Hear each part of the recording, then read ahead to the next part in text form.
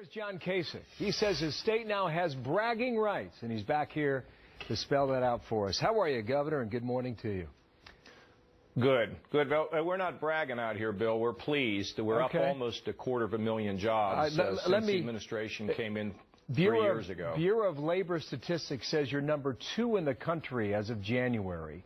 You're number 1 in the Midwest over the past year since January of 2011. It ranks you number 5 in the country since January of 2011. I think that's when you took office, by the way. And number 7 in the nation in the past year. That's January of 2013 to January 2014. Give it your best shot. Go ahead and brag. What's going on in your state? And what's Ohio doing right? Well, Bill, this is interesting because, we've seen this national economy, just not perform very well. And we all out here believe we have a simple formula. Balance your budget, which we have, coming from $8 billion in the hole. We now are running a surplus of $1.5 billion.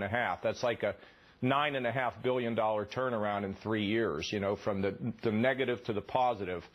And we're also cutting taxes all the time because if you cut taxes, particularly for small business, it helps to create excitement. We've also privatized our economic development operations so they act like business people and not like bureaucrats. And we have simplified our regulations.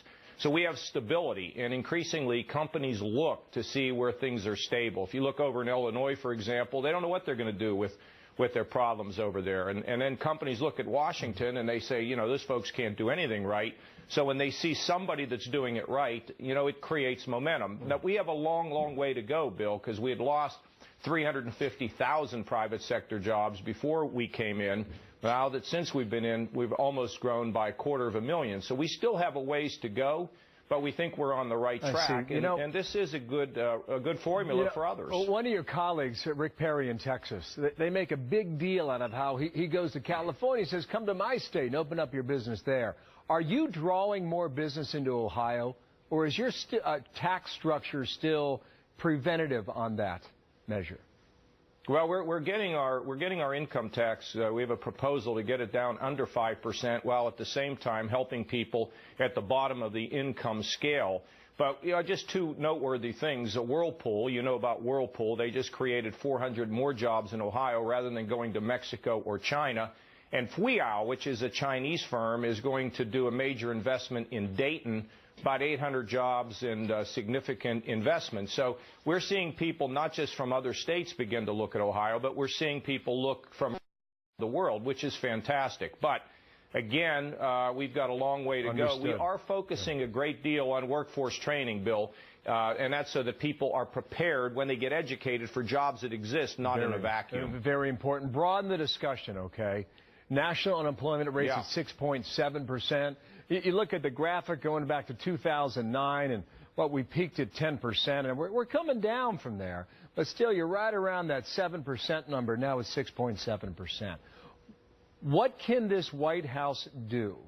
What do you think this president is willing to do in his remaining 3.5 years to help that number go better?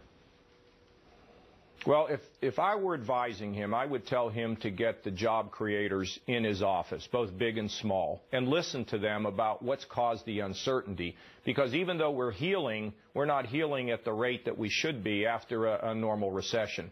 And the problem is uncertainty, giant deficits. People don't even understand Obamacare. Even the people that can apply for it don't even know how to do it, and they don't know what kind of delays we're going to get. It's just been a whole series of uncertainty. Allowing companies to bring their profits from Europe back to America so they can invest here would be another thing that would be helpful. But he needs to listen to the people that make the job-creating decisions and start on that track. And he will get great results if he's willing to do it. This is not complicated, Bill, as to what drives an economy.